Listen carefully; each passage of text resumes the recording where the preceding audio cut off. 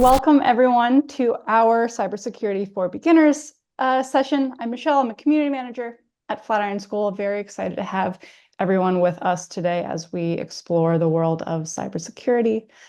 So I'm really excited to have Ryan Schulman here, one of our cybersecurity instructors here at Flatiron School, who's going to be walking us through this session, really kind of just giving an overview of the world of cybersecurity. And if you're maybe new to the field or considering making a career change into cybersecurity, really helping you kind of understand what a career might look like. So again, if you're considering a career change or just curious about the field, hopefully you walk away from this session with a better understanding of the possibilities that are out there. So I'm going to pass it over to Ryan to jump on in. And again, we'll see you in the chat. Thanks a lot. All right. Hi, everybody. My name is Ryan Schulman. I've been an instructor, a cybersecurity instructor at Flatiron School for almost 4 years now, be 4 years in February. And what I would like to do today is I mostly just kind of want to talk a little bit about what all you can expect when you are getting into cybersecurity. So I will share my screen, and then I've got a little quick PowerPoint presentation that I'm going to run through here. Okay. All right.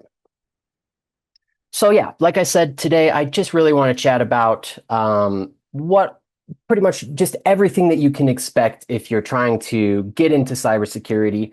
Cybersecurity is kind of a very diffuse term. So when you think of something like software engineering, people tend to have a pretty clear idea of what it means to be a software engineer. You're going to be building some kind of applications, building websites, building software.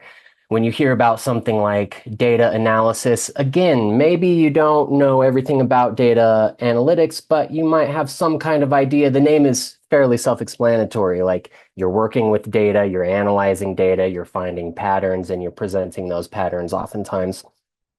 Cybersecurity, on the other hand, people seem to have a little bit of a skewed idea of what cybersecurity is. And that's on the one hand because pop culture has done a complete disservice to cybersecurity.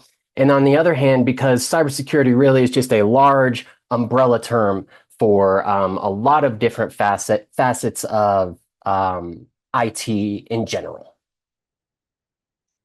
All right.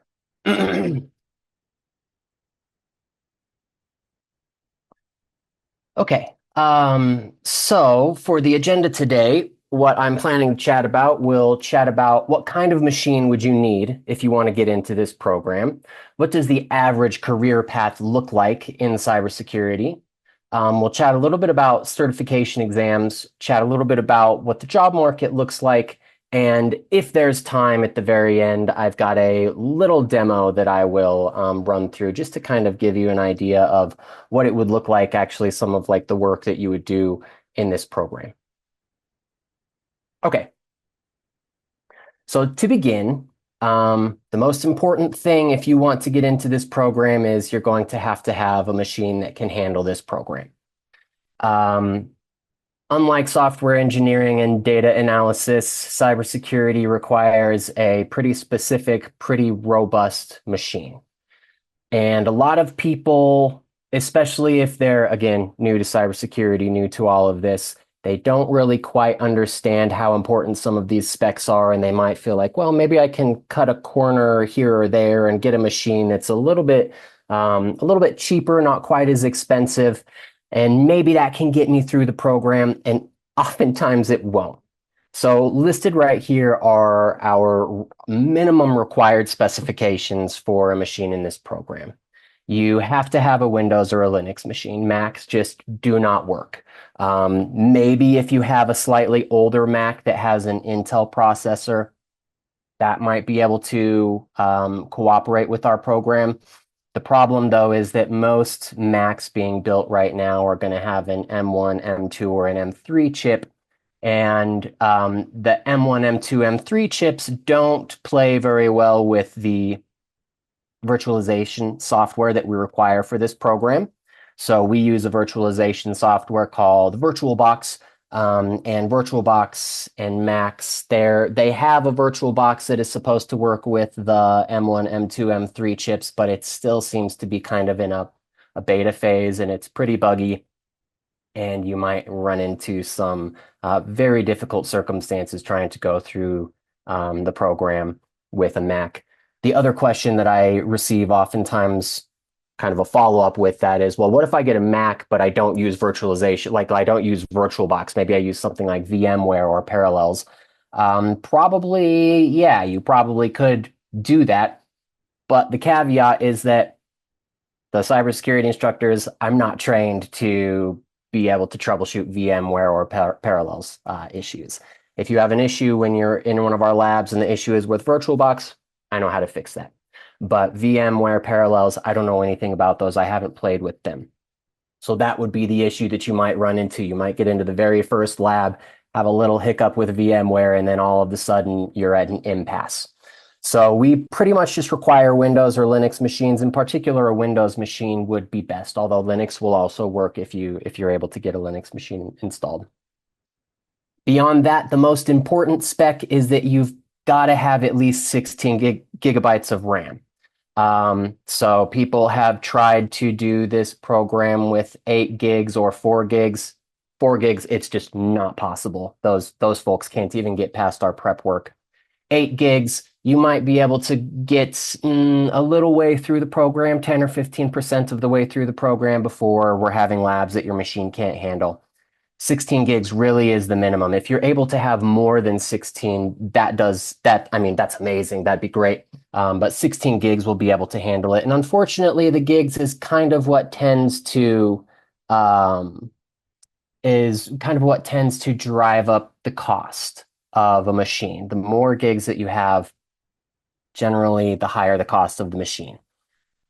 The next thing that's kind of, I would say, just slightly less important than the RAM, but still quite important, is the processor. You've got to have a processor that's at least 2 gigahertz in terms of the speed and with at least 4 cores.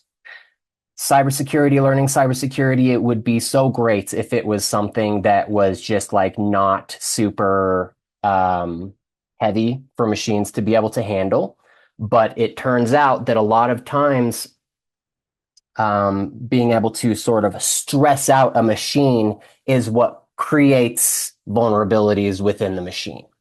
And so in order to stress out a machine, you have to be able to have a machine like, and when I say stress out a machine, I mean sort of simulate stressing out a machine, because in this program, you're not going to be doing anything that would be compromising your machine or putting your network into any kind of security. You spin up what are called virtual machines. That's what VirtualBox does. You spin up virtual machines, which you can think of as being a computer within a computer. But to host those virtual machines, you have to have your host machine has to be fairly robust.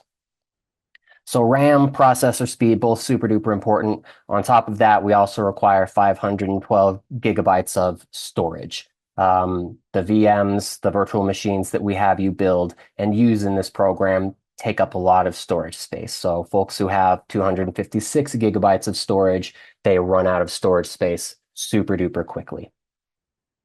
Of course, you can get an external hard drive. That's why I think storage is like the least important of these specs, because if you do get a machine that only has 256 gigabytes of storage, you can get an external hard drive to store, like for some extra storage to store whatever it is that you need.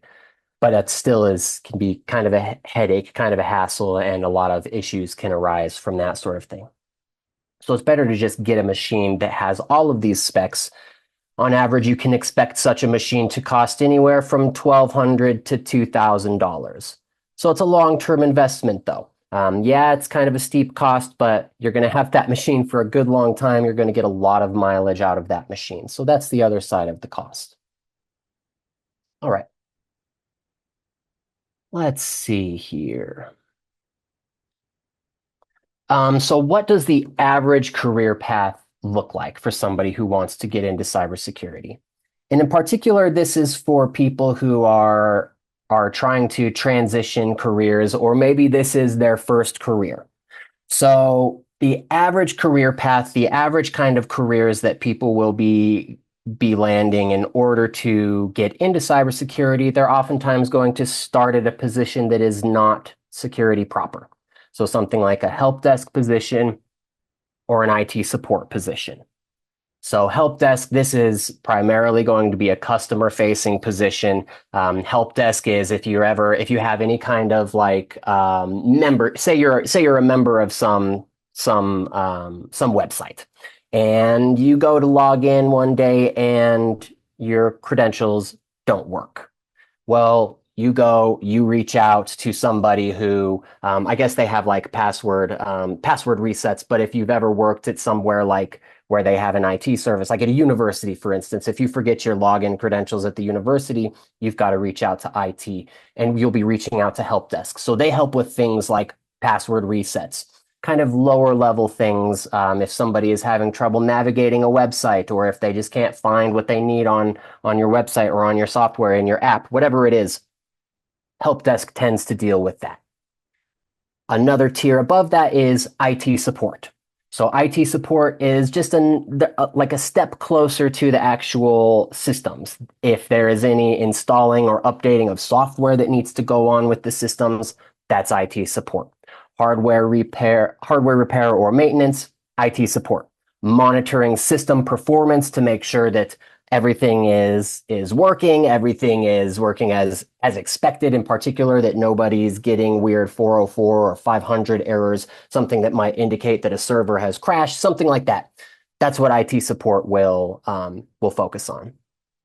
Another layer above that is when you start getting into the more security proper roles. So the most common security proper role that I see people getting out of our bootcamp is a SOC analyst role. So SOC analyst, SOC stands for Security Operations Center. And basically what a SOC analyst does is they will have some kind of interface that they log into, and that interface will send them alerts if anything is going on. So something like if there is an unexpected huge spike in traffic, the system will trigger an alert. SOC analyst will view that alert. They get in, they kind of investigate. They see, is this just like a perfectly normal, for whatever reason, coincidentally, however many people tried to log into our system all at once? Or is this something a little bit more malicious, like a denial of service attack, some kind of attack? If there is somebody who, for whatever reason, there are like 45 failed login attempts to one user account within 2 minutes, that's suspicious. It raises a flag. It's possible that somebody was just there typing every single password they could think of trying to get in, or it also could be, again, something malicious. Somebody who has like a bot that's just trying to brute force a password. So SOC analyst, that's kind of when you're first starting to get into security. And SOC analysts, when those alerts come through, they jump in, they investigate to try to figure out what's going wrong. If it's something that they can remediate, then they do, or otherwise they will triage it to somebody else, because there are different tiers of SOC analysts: SOC analyst 1, SOC analyst 2, SOC analyst 3. And if something occurs that a SOC analyst like SOC 1 can't really deal with, they triage it to SOC 2, triage it to SOC 3, and so on and so forth until there's somebody that can deal with whatever issue is coming in. In general, I think that the smartest move anybody can make trying to get into cybersecurity is to first look at help desk and IT support roles. And I'll chat a little bit more about the job market and why that's a smart idea in just a couple minutes. Okay. Something else that you will hear a lot about if you're ever researching or thinking about getting into cybersecurity are certifications. There are so many certifications. If you're curious right now, go into Google, type in cybersecurity certification roadmap and hit images, and you'll see some images that just look like the most cluttered roadmaps you could ever see, because there are so many different certifications. And it's not necessary to know every single certification. Most people are not going to get every certification. There are just a few kind of general certifications that people will get, and then there are more specialized certifications that people might pursue as they're trying to work their way up the ladder. For people who, again, who are wanting to come into this program, who are going to be leaving this program and pursuing some kind of certs, here are the three main certs that I would suggest people look into. The first one is called the CompTIA Network Plus certification. The Network Plus is really just all about proving that you understand how networks work, how systems are able to communicate with each other, the various protocols that are used for creating networks and for connectivity. Things like what are these various ports used for? What protocols do some of these ports use? If you experience this kind of connectivity issue, what might be the cause of it? That's all Network Plus. So the Network Plus, passing that, it demonstrates an understanding of networking fundamentals and competency of designing, managing, troubleshooting wired and wireless networks.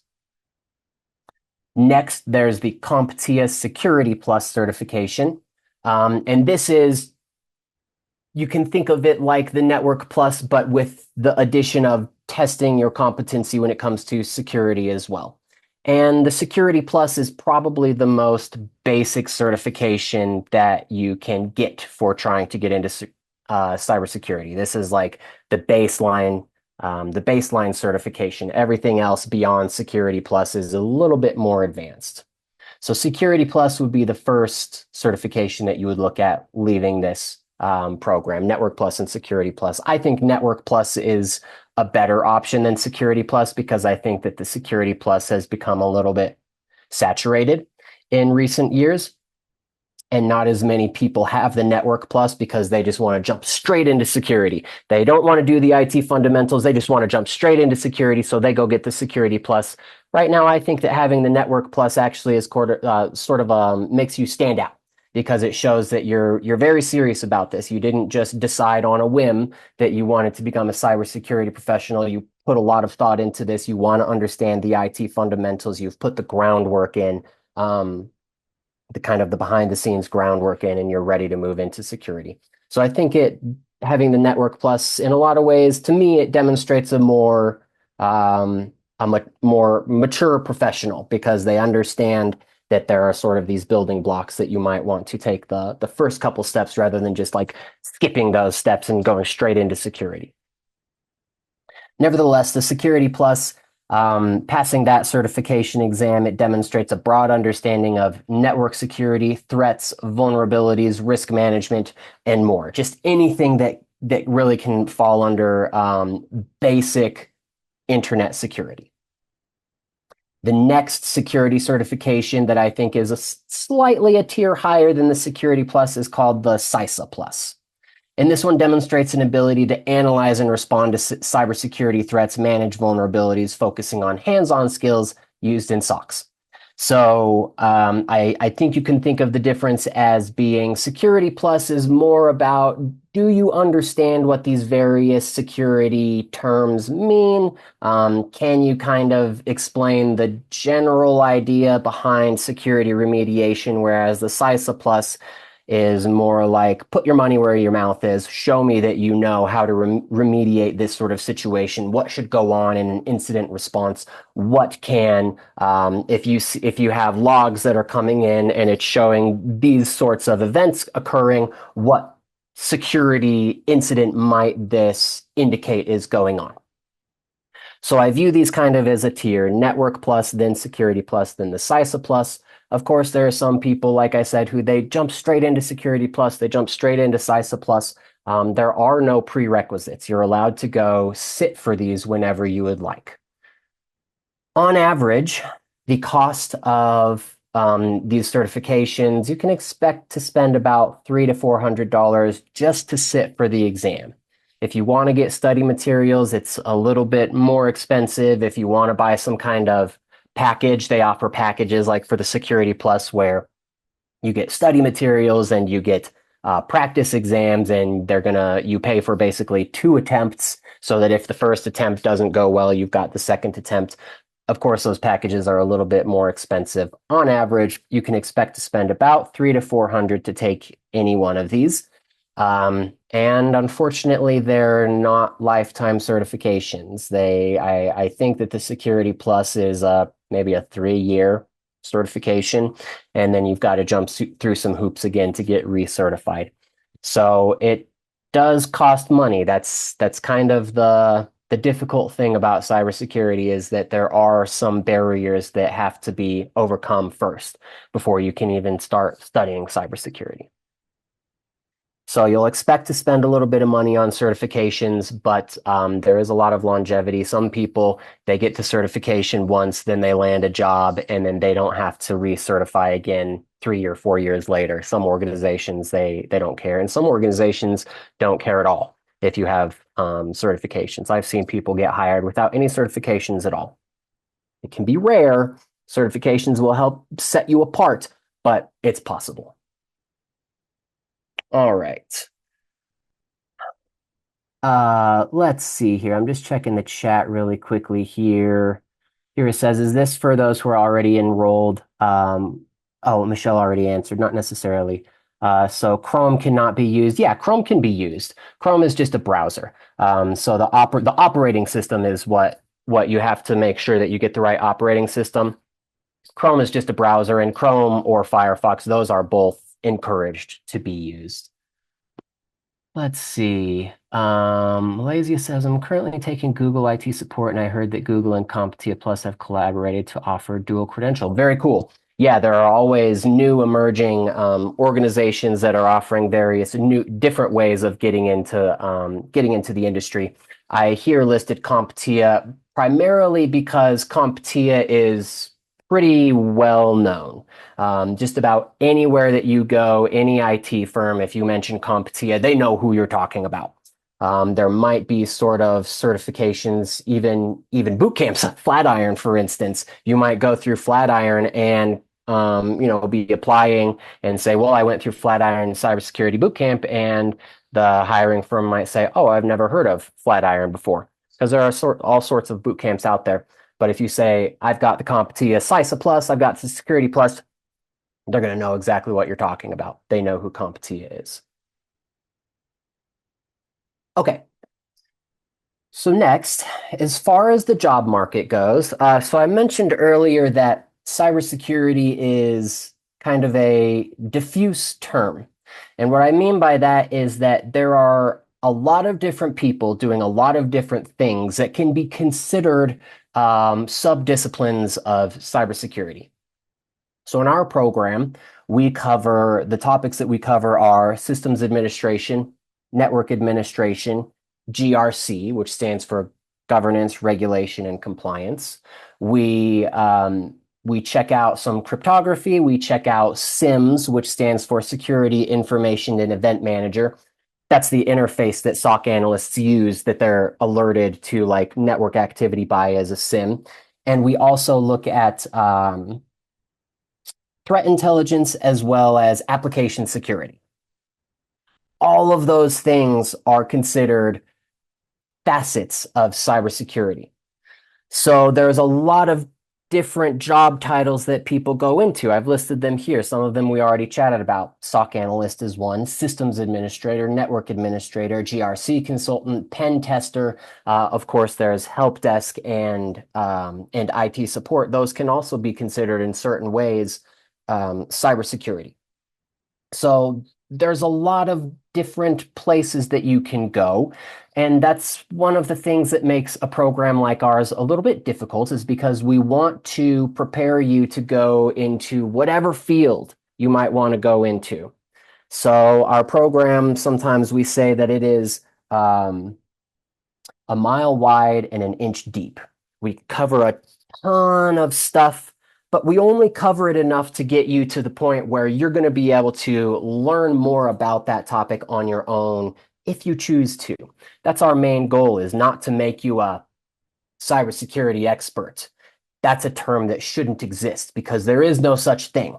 There's nobody who knows everything about all of these different facets, about systems administration, about network administration, about SOC and being a SOC analyst, about pen testing, about GRC, about threat intelligence. There's nobody that's an expert in all of those. Rather, people kind of choose one avenue, they pursue that, and they become an expert in that avenue. So we try to cast a very wide net to prepare people for whatever it is that they might want to go into, which is, of course, going to be based off of whatever they're interested in. And that's the nice thing about the program. I tell people as they're going through the program to pay attention to what it is that you like. You're not going to like all of it. Nobody does. Now, some people might. I haven't found anybody who does. Most people, they have one or two subjects that they're like, I love this. I want to do this. These other things, take them or leave them. And that's how it is for most of us. So those people, whatever topics it is that they enjoy, I tell them those are the jobs that you want to start looking at. The average person, while cybersecurity is a huge net, the average person should expect to land a help desk or IT support role first, something that is not maybe not considered security proper.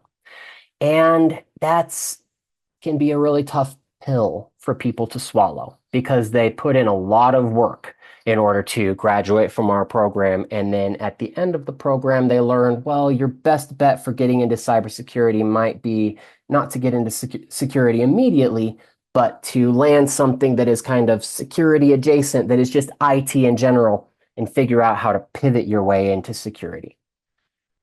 The average salary that I see students get if they are landing security proper roles, so something like a SOC analyst role or even a junior pen tester role, the average salary for that, I would estimate from what I've seen. I don't gather data. I just kind of pay attention. And when I see somebody land a role, I kind of ask them a couple questions about the role that they got. The average salary that I see people land, 45 to 55,000.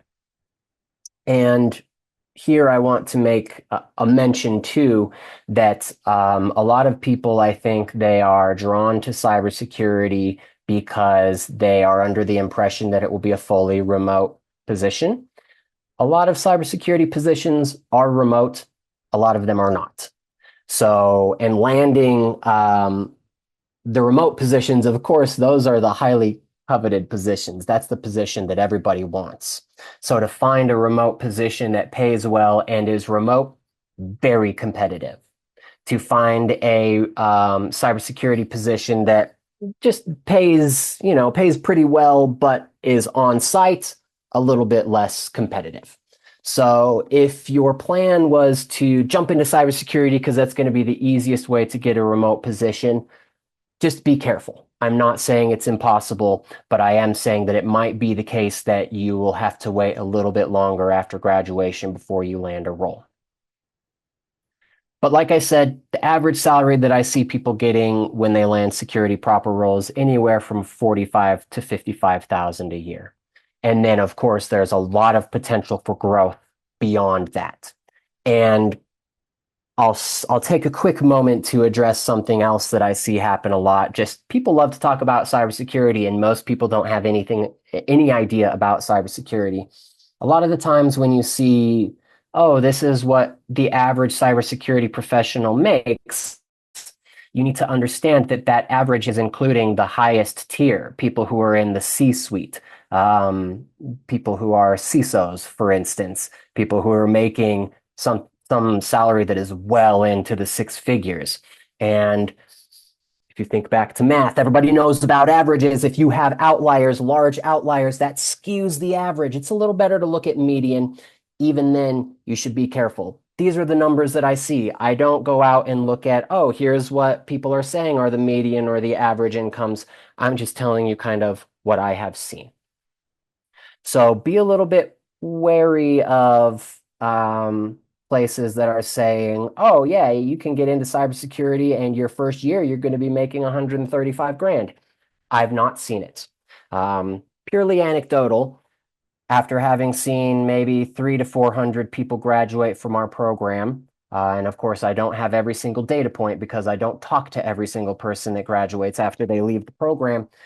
The highest salary that I've seen somebody land in a security proper role, 80,000. And I saw one person land that. Everybody else who has landed into a security proper role, 45 to 55,000. But landing a cybersecurity role, it really can be difficult. People spend a lot of time, they send out a lot of applications, and they get rejected a lot, and the reason is because they don't have the experience, and they don't have the experience because they're not willing to take a help desk or IT support type role. They go through the program, they want to get a security role. I get it. I respect that. And it's totally possible, but you've got to be ready.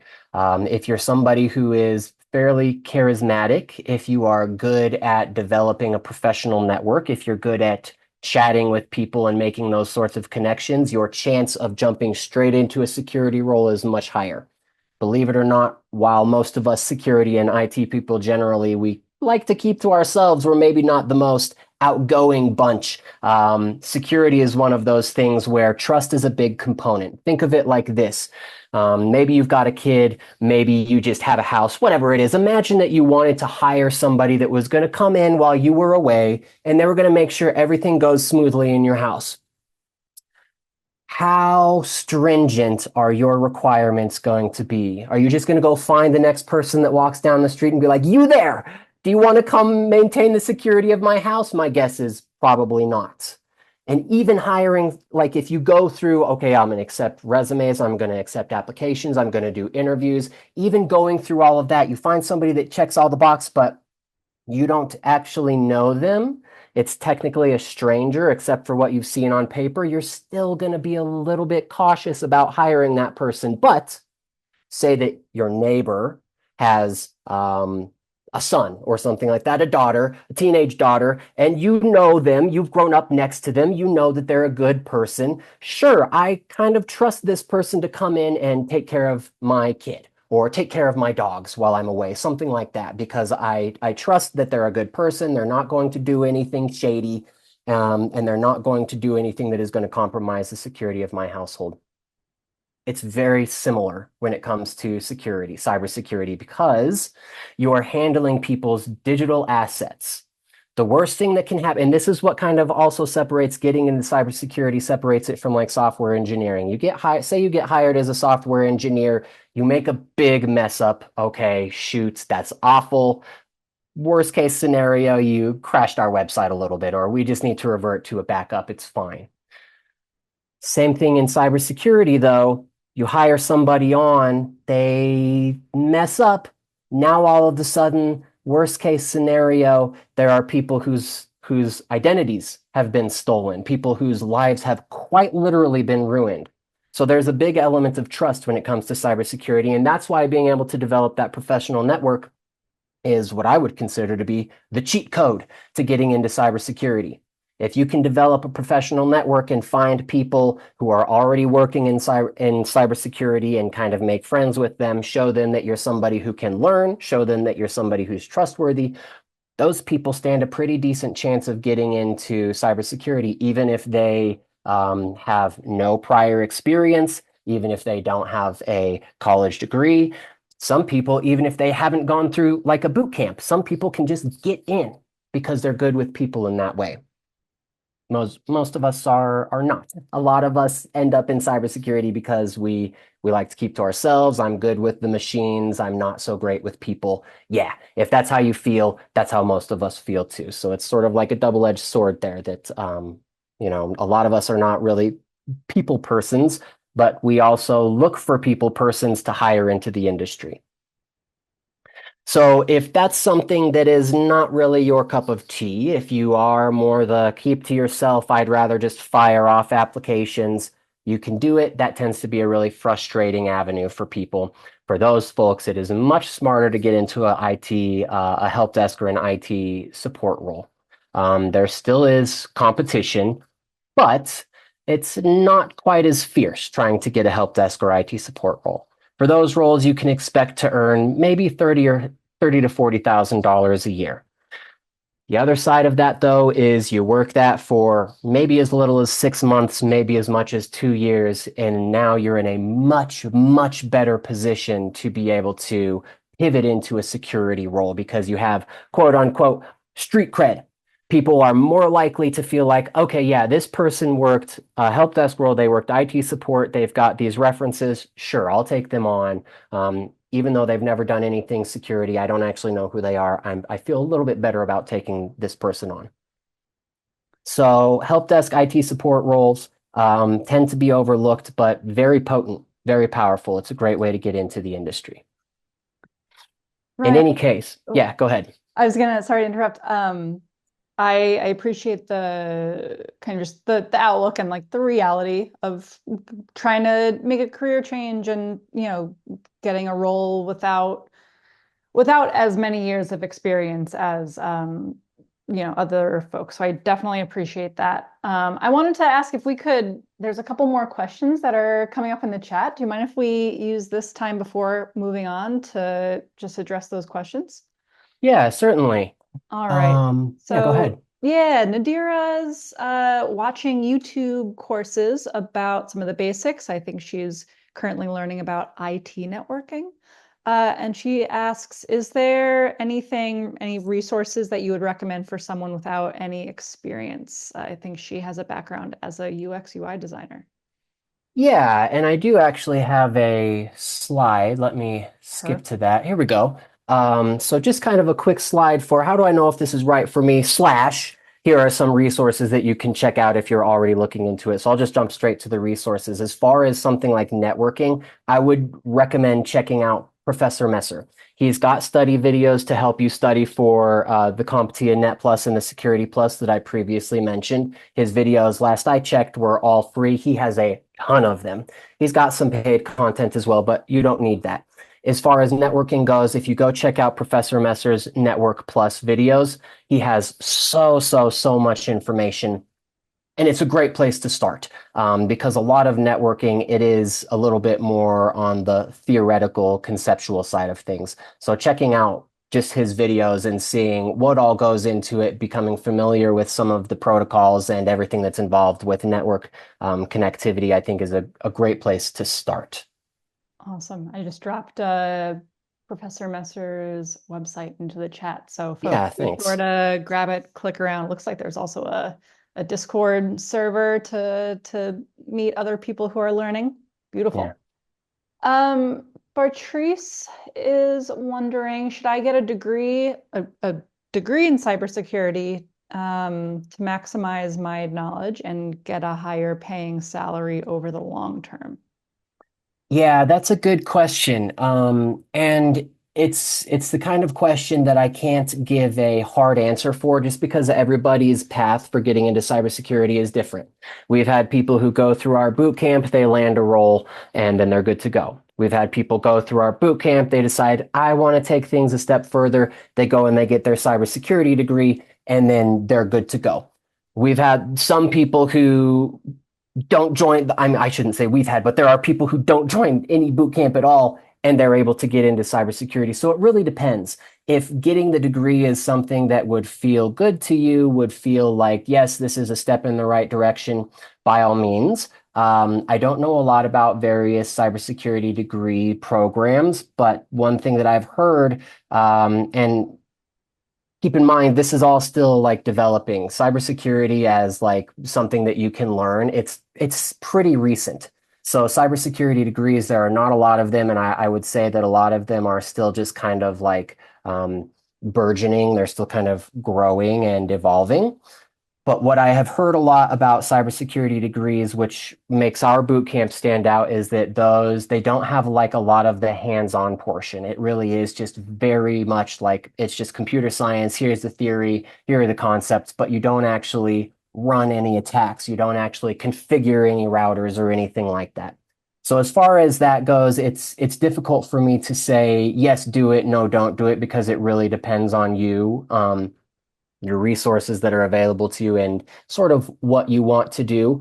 I don't personally think that a cybersecurity degree is absolutely necessary to get your foot in the door, but for a lot of people, it's a great option, especially people who are a little bit intimidated by a boot camp because the boot camp is very fast paced. We say it's kind of like trying to drink from a fire hose. There's so much information that we throw at you that by the time you are done processing the first piece of information, we're already on the seventh piece of information that you need to be knowing. So if you need that slower pace, yeah, maybe a degree would be a smart move. Fair enough. All right, question from Monica. I've heard people getting GRC consultant jobs, and she is wondering if this can be done without a certification. Yeah, yeah, it definitely can. Just like any other discipline of cybersecurity, it's totally possible to land a role without certs. Certs are just going to help you kind of get your foot in the door. Again, if you, Monica, if you're good at chatting with people, if you're good at developing a professional network, certs probably not super duper necessary. If you're more of like, oh, I like to keep to myself, I don't really make a lot of connections, I don't like doing that very much. Certs will at least help you stand out when you submit your resume and your application, because the first line that any resume or application is going to hit is HR. HR doesn't necessarily know a lot about cybersecurity, so they just look to check boxes. One of the boxes that they'll look to check is, does the applicant have certifications? So certifications definitely help in that regard. But no, I we had somebody, in fact, a couple years ago who went through our program and he landed a GRC. I think it was even an auditing role fairly quickly out of the program, and he didn't have any certs at all. He didn't have his Security Plus or anything. I think he just maybe knew the right people. A lot of different factors that go into Yes, it's a different formula and recipe for everyone, right? right. Yes, exactly. Um, all right. Another question from Monica. I guess Monica is wondering about kind of barriers when it comes to age and in this field of technology. Have you, Ryan, do you have any experience maybe working with folks who are a little bit later on in their career and doing a career change? I think Monica mentioned that she's in her 50s. Yeah, yeah, definitely. We have plenty of people who come through the program of really all ages. The youngest is probably 18. The oldest is, I don't have any idea. I wouldn't dare to guess how old some of the oldest folks are, but we have people of all ages. Um, as far as being concerned about the age being a barrier, it's something that like I just very honestly, the world that we live in, I think that some organizations hold that against applicants. The other side of that is that any organization that is that way is not an organization you would want to work for, no matter what age you are. It can be hard to find open-minded people anywhere, especially in cybersecurity. It's just as hard to find open-minded people in cybersecurity, but they are out there, and it is possible to land a role no matter what age you are. But yeah, just very honestly, I have seen like when I just do a lot of watching like on LinkedIn, and I've seen people saying that sort of thing, that they feel like, oh, I keep getting passed over because of my age, which is, of course, illegal to do. But that's not to say that it doesn't happen. But again, it really just kind of comes down to you and your ability to sort of posture yourself in a way that makes you look good to any sort of firm. And I feel like something that just from sitting in conversations with some of the folks on the Flatiron School career coaching team, I think no matter the age or the background, a common theme that they will discuss with a person who's making a career change is, thinking about what transferable skills like can you bring into your new role. So, just thinking about the years of experience that you have uh, from whatever you were doing before considering a tech job or a job in cybersecurity. I'm sure there's a long resume that already exists, and maybe getting a little creative with how you position yourself to land that new role and how you talk to people about your experience, I think can bring a lot. Yeah, 100%. Awesome. We have little bit of time left. I want to make sure we get to the rest of your slides, Ryan. So we'll pause there and you can continue. Okay, cool. Yeah, I've only got, I think, maybe two slides. I think this is actually the last slide. So, and yeah, I kind of touched on some of these resources already, but I built this slide because It can be really difficult. After all of this, you're probably wondering, like, well, how on earth am I going to know whether or not this is something that I even want to do? Like, before I make the commitment of paying a tuition, before I make the commitment of agreeing to do upwards of 60 weeks of work, how do I know that this is actually something that I want to do? And if you haven't worked with computers in a technical manner at all, by which I mean technical manner, like have you tried things like coding? Have you had to work on connecting a network beyond just, well, I plugged in my router and then everything connected? If your only experience with computers has been, I get on social media, I open up a Microsoft Word document, sometimes I open up an Excel document, then yeah, you have not worked with computers in a technical manner yet. And it's important, I think, if you haven't worked with computers in a technical manner, it's really important to see what it's like. Because as I've said before, and as it's written here, pop culture has done a tremendous disservice to cybersecurity. Take whatever movie that you've watched where there's some kind of cool cybersecurity thing going on in there. I guarantee you 95% of it is wrong. They want to glamorize cybersecurity and make it seem like it's this cool, super like almost like you're in a cyber dojo fighting hand-to-hand combat with the bad guys. That's not how it is. 98% of cybersecurity will be you sitting there staring at a screen, probably waiting for something to happen. And then the other 2% is when something happens, it is like stress fest. You've got to get it done. It's urgent, it's big, it's complicated, and you have to get it figured out. So it takes a certain type of person to get into this. You've got to be able to handle stress pretty well, because although it's not going to be day in and day out stress, what happens is we've seen even just in the last few years, all sorts of things like around holidays or on at the end of the day on Friday, there's some huge cybersecurity catastrophe. And then all of a sudden you thought you were going to go have a nice, long, relaxing weekend. Wrong. You're going to be in the office trying to figure out what's going on with whatever this attack is. So it can go from 0 to 60 really quickly. And in general, though, you're not going to be sitting there like typing as fast as you can to try to combat the hackers. And when somebody gets in, they're just already in, and that's when you figure out something that has happened. Not while it's like in the process of happening. You figure out once it's happened. So to kind of determine whether or not this is even something that you're interested in, you're going to want to spend some time working with the command line, which is like if you've ever worked with CMD or PowerShell on a Windows machine, it's where you actually type in commands. It is something that you kind of might see in movies where they're typing things and running commands and certain this or that happens. That's the command line. So you need to get familiar with the command line. You're going to want to spend a little bit of time learning to code. And you're also going to need to do a little bit of research into IT fundamentals. So here are some resources for doing all three of those things. The first one here is called Over the Wire Bandit. If you just go Google Over the Wire, just like this, how I have it, you'll see it come up. It's free. It's a gamified version or a gamified way of learning Linux.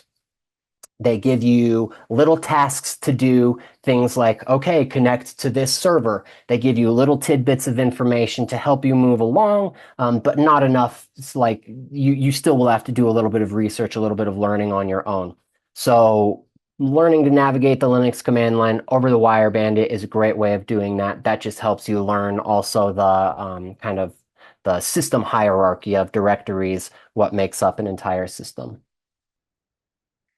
When it comes to learning to code, probably the most popular coding language out there right now is called Python. If you just go Google learn Python, there will be so many resources, it will make your mind explode.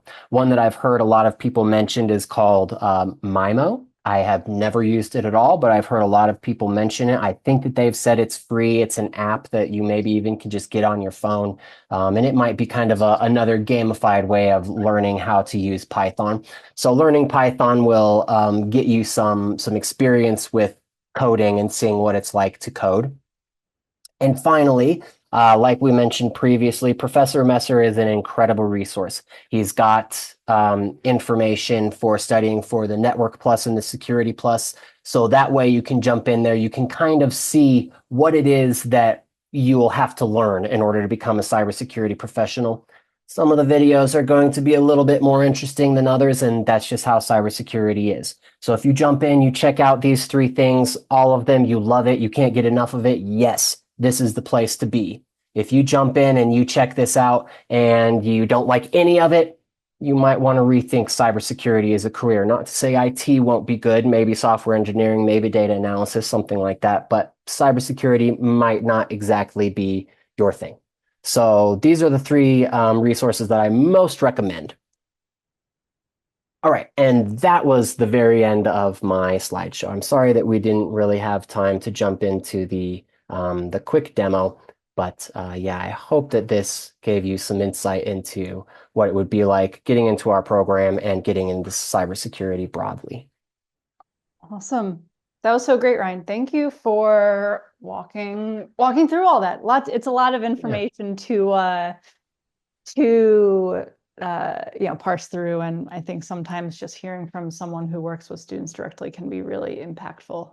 Yeah. So I want to leave a couple of minutes for folks if you do have any questions about careers in cybersecurity, about learning cybersecurity at Flatiron School. By all means, drop them into the chat and we can chat about them.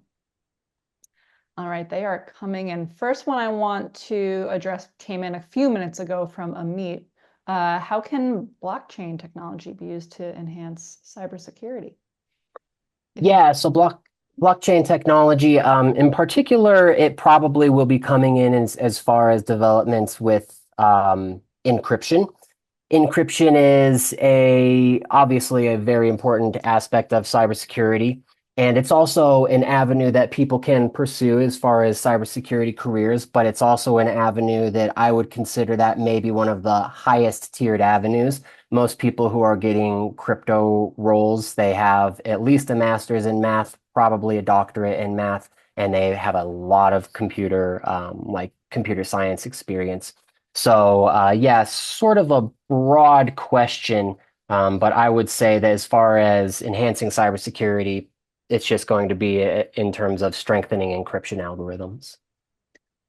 Awesome. And from Joshua, pros and cons of just concentrating on Python for a career.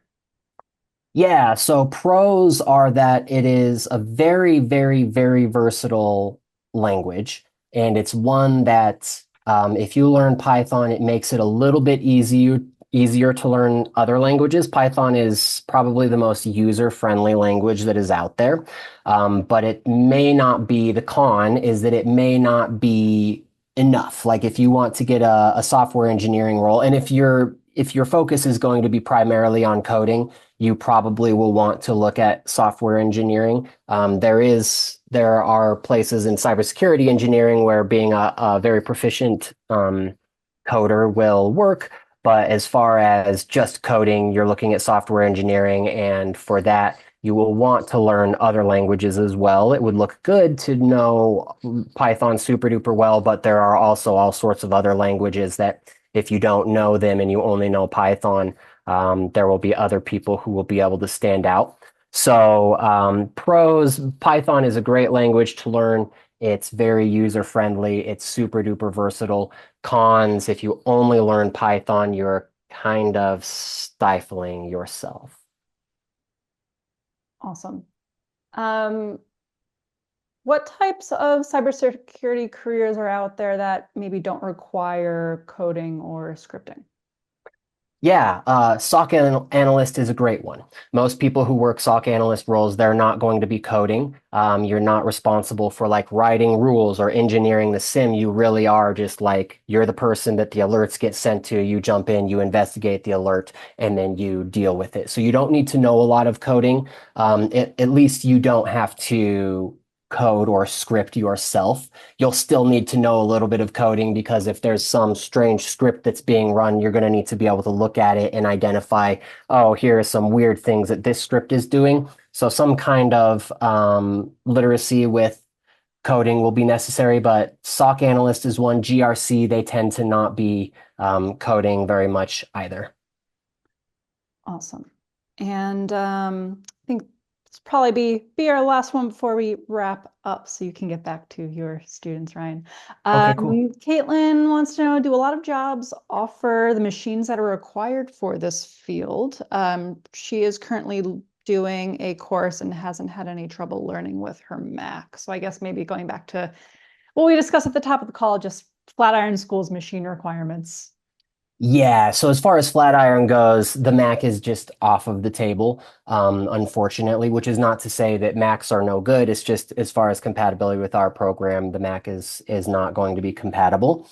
Um, Most organizations, if you are working a cybersecurity role, they probably will send you a machine, in particular because they are going to want to monitor your machine. They don't want you to be having your machine that has who knows what on it while you're also doing security things and dealing with very sensitive information. They're going to send you a machine. The requirement is you only do work on the work machine. Anything personal, you do it on your own machine. So most places, yeah, if you get a cybersecurity role, they'll probably send you a machine to use.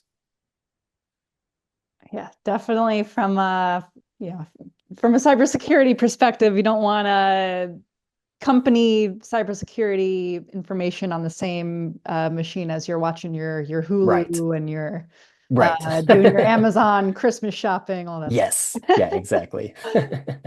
All right, Ryan, thank you so much again for joining us and walking us through this session. Thank you everyone who joined, who's curious about this field and curious about learning cybersecurity and careers in cybersecurity. We are just about out of time. I want to make sure that Ryan has a moment to get back to working with students. So definitely keep an eye out for an email next week with the recording and some other information about how to keep in touch with us and how to continue your cybersecurity learning journey, whatever that looks like for you.